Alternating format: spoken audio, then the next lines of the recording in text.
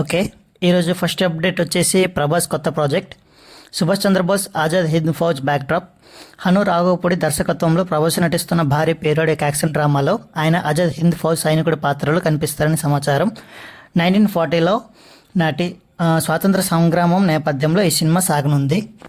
ఈ వారం థియేటర్లో వచ్చే సినిమాలు వచ్చేసి చెన్నై లవ్ స్టోరీ, కిరణ్ అబ్బవరం శ్రీ గౌరీప్రియ జంటగా నటించిన రొమాంటిక్ డ్రామా ఈ వారమే జూలై 24 థియేటర్లోకి రానుంది. The India story, Kajal Agarwal నటించిన ఇన్వెస్టిగేటివ్ థ్రిల్లర్ మూవీ కూడా ఈ వారంలోనే బిగ్ స్క్రీన్పై వస్తుంది. 418 హర్రర్ థ్రిల్లర్.